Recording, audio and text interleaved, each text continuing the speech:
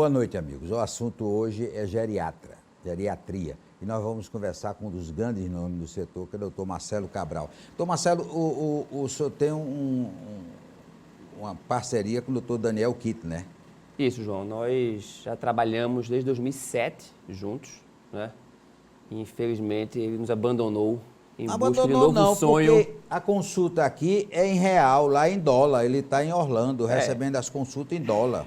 É um dos outros motivos, né? Mas o motivo principal foi a busca de uma satisfação, de um sonho da família, né? Que é morar nos Estados Unidos. E ele está lá e está muito feliz, né? O que é a geriatria? Pois bem, a geriatria e a gerontologia são ramos, né, do envelhecimento, que estuda o envelhecimento. A geriatria é a especialidade médica que estuda o envelhecimento e a gerontologia é qualquer especialista que estuda o envelhecimento. Então, a geriatria em si é a especialidade médica que estuda o envelhecimento. E a grande pergunta é, a partir de quando nós envelhecemos? Existem várias teorias que tentam justificar, explicar. Um total de 7, mas nenhuma é absoluta. Mas o grande conceito que precisa ficar para a população em geral é que nós envelhecemos a partir do momento que nós nascemos.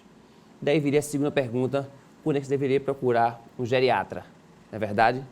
A partir do momento que nós nascemos.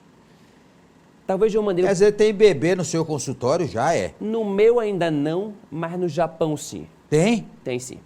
Quando se espelha hoje numa população que tem o maior número de centenários, que tem o melhor nível de envelhecimento mundial, que são os japoneses, principalmente Okinawa, né? Pelo qual o primeiro geriatra no Brasil foi também um japonês, o Yukio Moriguchi, que ele mora em Porto Alegre, né? Então, se formos espelhar nessa população, lá já existe a geriatria pediátrica. É aquele médico que vai orientar, nos primeiros anos de vida até os últimos anos, né, a melhor forma de envelhecer e envelhecer com saúde. Então, aqui no nosso meio ainda não, mas eu diria que eu tenho vários pacientes com 15, 16, 17, 20 anos em meu consultório. Acaba que as gerações vão vindo. Inicialmente o avô, daqui a pouco vem o filho, e em seguida o neto. Então, é a busca de um envelhecimento bem-sucedido. E se for falar de protocolos de envelhecimento, de prevenção, que é a palavra-chave da geriatria, não é? Vários protocolos já se inserem a partir dos 30 e 40 anos. Então, a geriatria está aí para mostrar e ensinar a melhor forma de envelhecer com qualidade de vida. A idade média do brasileiro tem aumentado muito ultimamente. Antigamente, com 50 anos, todo mundo morria, né? Hoje, a idade média é de 78 anos. Por que essa melhoria?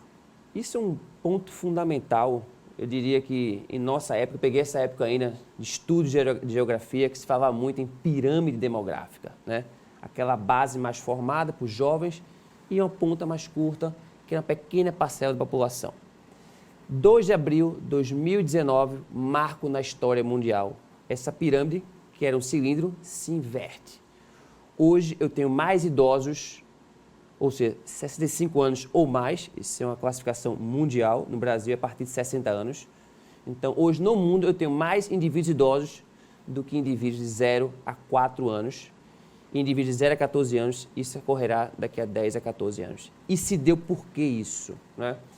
Primeiro, pela diminuição da taxa de natalidade. Estamos passando por um momento em que o número de filhos é bem menor. E a partir do momento que eu reduzo a natalidade e diminuo minha mortalidade, essa pirâmide vai mudando de conformação. Ontem um cilindro, hoje uma pirâmide demográfica invertida. Então, nós temos hoje, em 2019, mais indivíduos idosos do que indivíduos jovens. Daí, a especialidade de geriatria. Então, ela vem para oferecer não só anos de vida, mas qualidade de vida a esses indivíduos. Doutor Marcelo, por que é que a mulher vive mais do que o homem? Existem vários motivos isso, João, né? Primeiro motivo é que a mulher procura mais uma assistência à saúde. Quer dizer, no seu consultório a maioria é mulher? A maioria é mulher. E elas, eu diria assim, não só procura mais, como também segue mais as orientações, né? Quer dizer, o homem não obedece nada, né? O homem é complicado. Obedece menos, digamos assim. É. Mas está havendo essa mudança também. Eles estão buscando hoje esse cuidado, né? Porque a mulher quer ficar velha bonita, né?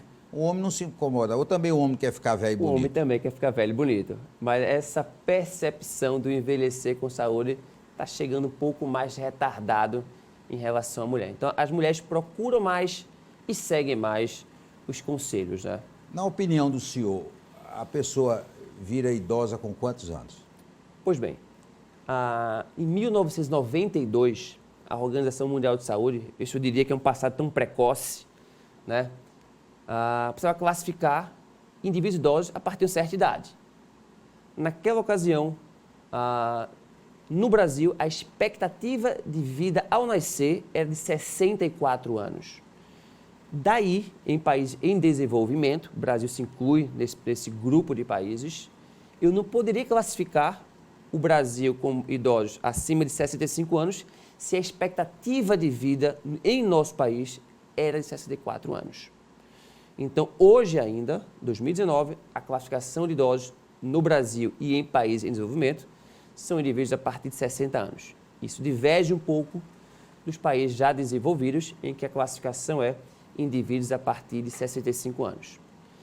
Em um país tão heterogêneo, João, como o nosso país, né, de 1992 para 2019, já houve um aumento de 10 anos na expectativa de vida. Então, em nosso país, hoje, a expectativa de vida ao nascer é de 74 anos. Então, ganhamos muito tempo de vida, né?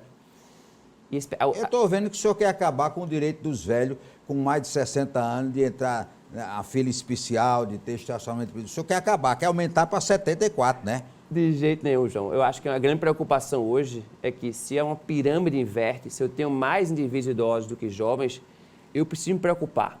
É uma parcela da população que requer mais cuidados. O custo de saúde na população idosa é maior, né? Então, questões sociais, questões previdenciárias, questões de saúde, precisa se pensar sobre isso para o futuro e não os imediatismos que acontecem muito em nosso país, né? Então, nós precisamos nos preparar para o envelhecimento em ambas as esferas, esfera econômica, política, saúde, social. Daí a preocupação do estudo, mais uma vez, do envelhecimento e a preocupação com a velocidade do envelhecimento em nosso meio. Em média, doutor Marcelo, o idoso dorme mais ou menos do que a pessoa normal? As horas de sono Boa do pergunta. idoso. Fisiologicamente, um indivíduo jovem precisa de 8 horas de sono para restaurar, digamos assim, a sua energia. O indivíduo idoso, esse tempo é encurtado. Então, o tempo normal, aspas, daqui a pouco eu pegar aspas, para o indivíduo idoso dormir são de 6 horas. Seria o suficiente para ter uma qualidade durante o dia satisfatória. Menos disso é ruim. Menos disso é ruim. Existe um termo chamado eficiência do sono reduzida. Tem indivíduos que dormem 4 horas e não acordam cansados, têm uma disposição normal. Marco Marcel só dormia 2 horas. Ele dizia, não sei se estava mentindo também, né? Ele dormia 2 horas e ele chamava o secretário para despachar de madrugada. Essa é uma pergunta muito interessante, que eu farei um link agora dessa pergunta com esquecimento, com as síndromes demenciais. E eu sou questionado todos os dias o que é que se pode fazer para a prevenção das síndromes demenciais, não é? Primeiro ponto importante aqui, o que deflagra, o que dá o pontapé inicial para as síndromes demenciais, dentre elas a mais conhecida, a demência de Alzheimer, né, são as microisquemias cerebrais. Então, os mesmos fatores de riscos para as doenças cardiovasculares, os infartos, os AVCs, que são os derrames cerebrais, são os mesmos que levam a essa microisquemias e darem início a um processo de demência. E aí entra o sono. Então, indivíduos com qualidade do sono ruim, esse seria um outro fator de risco para o surgimento dessas síndromes tão conhecidas, tão prevalentes, e dentre elas a mais conhecida é a demência Alzheimer. Depois do intervalo, nós vamos continuar conversando com o geriatra, doutor Marcelo Cabral.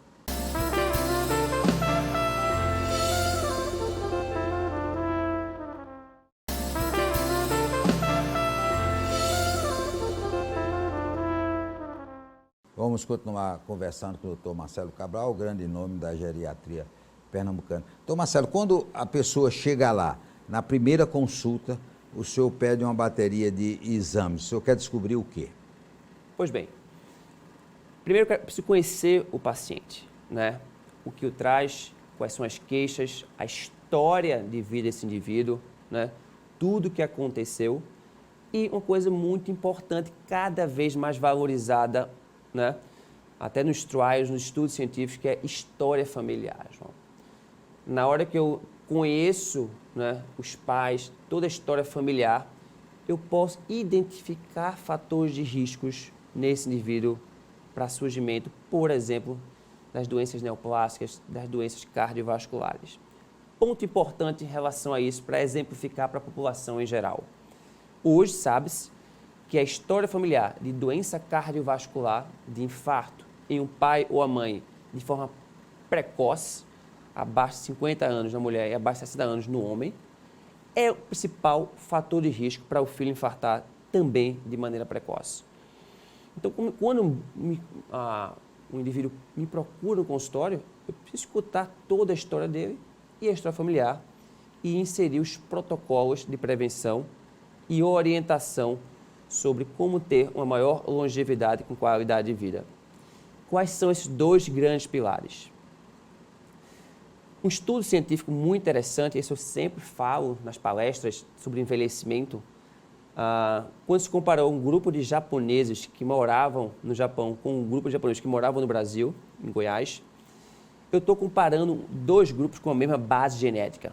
E eu quero saber qual é o impacto do ambiente, né, dos fatores ambientais na sobrevivência desses indivíduos. Dá extremamente interessante. Os japoneses que moravam no Brasil morriam 15 anos antes do que os japoneses que moravam no Japão, em Okinawa.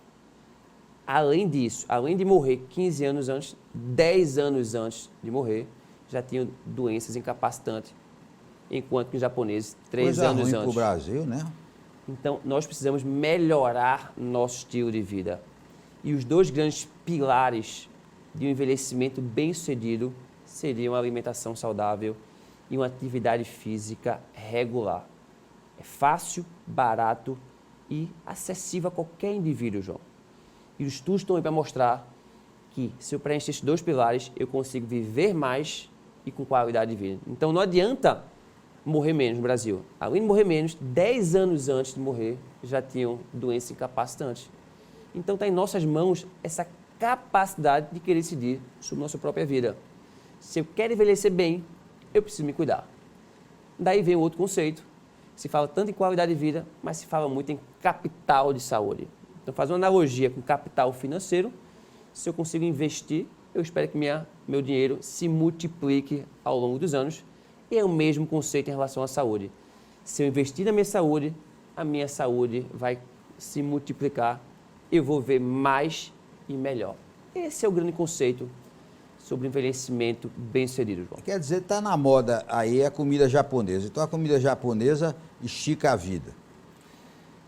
Eu acho que tem um grande benefício a comida japonesa. Se fala muito da dieta do Mediterrâneo, né? E a questão do Japão também está muito associada, né? Sobretudo com a ingesta grande de peixes, né? Rico em ômega 3. E arroz. O japonês gosta muito de arroz. Gosta muito de arroz. Eu até atendi recentemente um japonês e estava com... japonês mesmo, e que estava com níveis glicêmicos de açúcar no sangue um pouco aumentado. E quando fui falar sobre o carboidrato, ele fez, não mexa no meu arroz. E isso é da minha cultura, eu não vou deixar comer arroz. Tudo bem, eu preciso respeitar essa questão cultural. Mas a grande questão do japonês, sem dúvida nenhuma, é a ingesta moderada de peixes, né? Mas não seria só o peixe, tem todo o contexto do japonês. E quando partimos para os segredos de Okinawa, né? Quais são os segredos do envelhecimento bem-sucedido, não está só apenas a questão alimentar, atividade, também tem a questão toda espiritual e de relacionamento, né? Partindo disso, João, queria deixar só um dado bem interessante. Recentemente saiu a maior pesquisa mundial sobre felicidade. E aí eu faço daqui a pouco uma analogia com os japoneses. Eu preciso ter um crescimento espiritual, eu preciso estar feliz. E isso tem impacto, sim, também na longevidade. Então, em Harvard, hoje, grande faculdade mundial, os melhores mundiais, acabou de lançar um estudo de 70 anos sobre felicidade. Comparar as crianças pobres de Boston com crianças que ingressaram na faculdade e posteriormente viraram grandes executivos, né? No final de tudo isso, sabe o que trouxe maior felicidade? Não foi emprego, não foi salário, foi rede de relacionamentos. Então, se eu pudesse inserir um novo pilar, e aí está inserido no japonês, alimentação, atividade física e relacionamento, esse bem-estar psico-espiritual, João. Esse terceiro item é complicado aí com a internet, porque tem gente que é 24 horas no dia assim, né? Às vezes vão duas pessoas almoçar no restaurante e os dois assim, um não conversa com o outro. Aí você não faz rede social. Por exemplo, as crianças hoje têm até dificuldade de ter rede social. É o dia todo no computador, no celular. Às vezes estão tão perto e tão longe, né? Às vezes está tão perto fisicamente e se comunicando através de mensagens. Então, acho que é uma preocupação, sim, na educação dessa nova geração. Eu me imponho, tenho dois filhos pequenos, né? E nosso controle é muito rígido sobre tanto a questão do tempo quanto do conteúdo que se apresenta nessas... O senhor fiscaliza? Demais, João. Então, na minha casa, de segunda a sexta, é proibido esse tipo de acesso a dispositivos eletrônicos. Eu estimulo exatamente... Agora, sábado e domingo libera tudo. Libero, mas libero com o tempo, né? Eu não posso também excluir, porque essa geração está associada, esse crescimento, né, com a digitalização, digamos assim. Mas como tudo na vida, precisa de equilíbrio.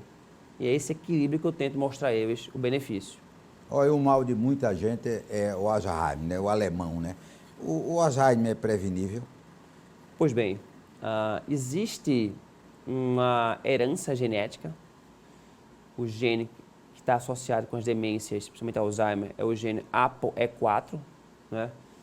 Mas nós não pesquisamos esse gene. Por que não pesquisamos? Porque apenas ter o gene não significa desenvolver a doença, tá? E daí eu volto para o primeiro papo que nós tivemos minutos atrás. A grande preocupação são novamente os fatores ambientais. Os mesmos fatores de riscos, obesidade, sedentarismo, hipertensão arterial, colesterol elevado, tabagismo, né? Então, esses mesmos fatores de riscos vai chegar lá. Que daqui a pouco é um outro ponto que depressão também está associado o distúrbio do humor com deficiência cognitiva, dentre elas a demência. Então, felicidade também está associada. Então, esses fatores, esse rol de fatores ambientais, que são os mesmos para levar ao infarto, os derrames cerebrais, são os mesmos para deflagrar, para causar as microisquemias na área da memória e começar o processo de deposição de duas proteínas na região da memória, na região do hipocampo, que seria a proteína tau e a proteína beta-amiloide. Quer prevenir? Então, vamos controlar esses fatores ambientais. De maneira redundante, João, eu acho que fica bem claro para todo mundo que está nos escutando. Voltamos aos pilares. Não mais dois, mas vou inserir o terceiro pilar: atividade física regular, alimentação saudável e ser feliz. Quando digo feliz, é no sentido mais amplo da palavra, tá? Então, uma boa rede de relacionamentos, buscar a felicidade, prevenir a depressão, isso sim está associado cientificamente com a melhor maneira de prevenir as síndromes demenciais, dentre elas a mais comum, a demência de Alzheimer. A demência de Alzheimer, existe pesquisa que mostra que atinge quanto por cento da população?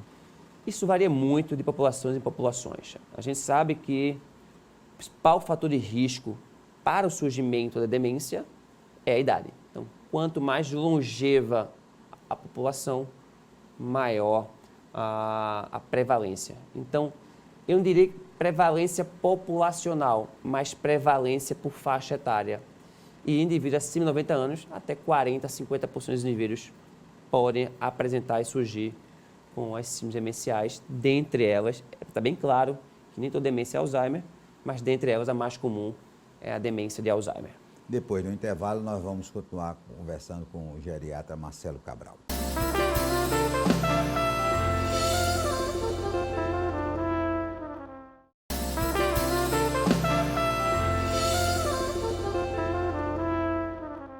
Nós vamos continuar conversando sobre geriatria com o doutor Marcelo Cabral. Doutor Marcelo, a geriatria tem ajuda de medicamentos? Perfeito. Sim, cada vez mais essa medicina alopática, essa medicina baseada em medicamentos, né, vem avançando muito, porque hoje nós praticamos uma medicina baseada em evidência científica, João, né? Hoje eu preciso de um respaldo, um background científico para poder oferecer aos pacientes um melhor tratamento. Da onde vem isso? E aí eu já faço uma nova analogia com outro tipo de medicina, né? Foi até questionado antes de começar a nossa conversa sobre a medicina ortomolecular, né? A medicina baseada científica, eu consigo saber tantos desfechos que eu procuro. Por exemplo, se eu trato um diabético, eu não procuro apenas reduzir níveis de açúcar no sangue. Eu procuro reduzir risco de infartar, de ter um derrame cerebral, de reduzir o risco de amputação de uma perna, de um membro, reduzir o risco de uma insuficiência renal, reduzir o risco de uma retinopatia, de uma cegueira. Então, eu procuro muito mais além do que tratar números, reduzir açúcar, reduzir desfechos. Daí, mais uma vez, a questão da medicina baseada em evidência, essa medicina alopática. Quando partimos para um outro polo, por exemplo, a medicina ortomolecular, não é? Existe uma base fisiológica muito interessante na reposição desses oligoelementos, na reposição de algumas vitaminas. Mas eu não posso esquecer que essa reposição não pode ser de maneira aleatória. Estudos mais atuais mostram, por exemplo, que a reposição em altas doses de vitamina E, que é aparentemente tão inofensiva, tá na moda, aumentou o risco de câncer de pulmão, João. A vitamina E em excesso aumentou o risco de acidentes vasculares hemorrágicos. Então, mais uma vez, eu preciso ter uma evidência científica. E essa evidência não é só desfecho, é segurança do paciente. Até que dose é uma dose segura, a partir de que dose se torna dose terapêutica. Então, tudo que me arrodeia para oferecer segurança ao meu paciente, nós fazemos isso baseado nas evidências científicas, né? Então, sim, existem medicamentos, mas se a gente voltar novamente, quando busca-se um envelhecimento saudável, nenhuma hora eu falei de medicamento.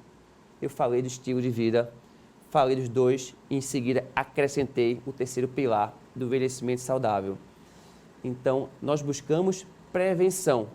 E prevenção não é com medicamentos, e sim com estilo de vida.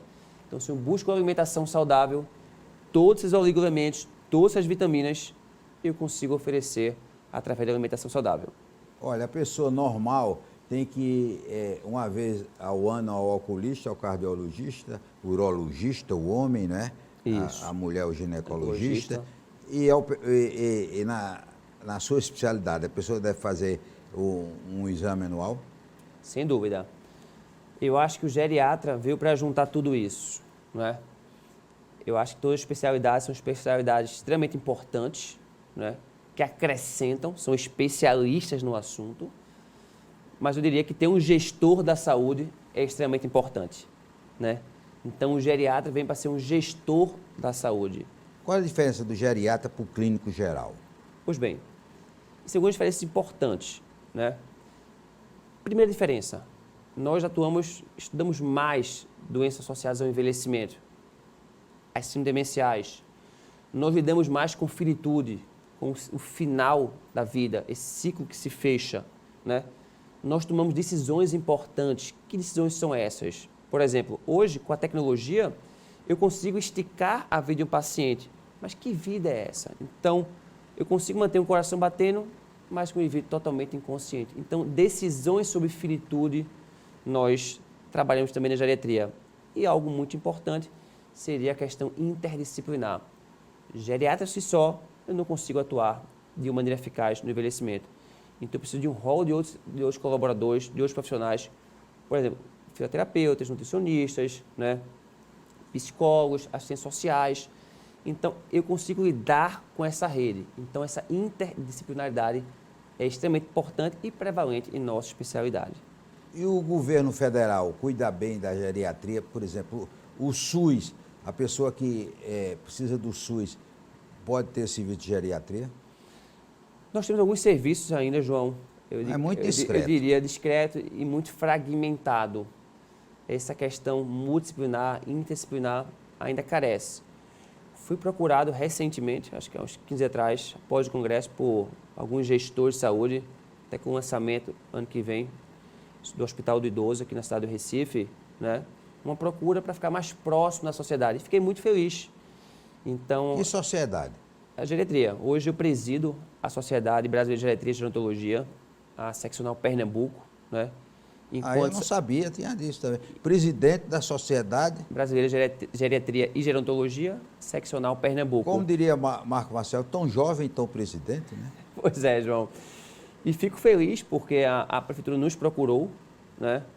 E nós, como entidade, estamos totalmente abertos para poder orientar, já que somos um grupo buscando o estudo e buscando levar esse conhecimento à população para que envelheça mais e melhor. Essa é a nossa proposta. O Hospital do Idoso é uma excelente iniciativa, na sua opinião. Eu acho uma excelente iniciativa, né? E recentemente saiu o novo estudo sobre o envelhecimento, né? Com todas as diretrizes, nós podemos utilizar isso, né? Para ter um hospital que possa atender melhor esses indivíduos idosos, que possa oferecer o que realmente eles precisam, João. E eu acho que o hospital voltado para isso, a nossa população só tem a ganhar. E nós, como sociedade, estaremos sim juntos com os órgãos das 3 esferas, municipal, estadual e federal, para podermos ajudar e orientar a melhor forma de ajudar esses indivíduos. Nós queremos agradecer ao doutor Marcelo Cabral por essas importantes informações de como uma pessoa idosa pode ter o prolongamento da vida mais feliz, com mais saúde e vivendo melhor. Nós queremos agradecer ao doutor Marcelo Cabral por essas informações importantes sobre a geriatria. Nosso programa volta no próximo sábado aqui na TV Tribuna, Canal 4. Até lá.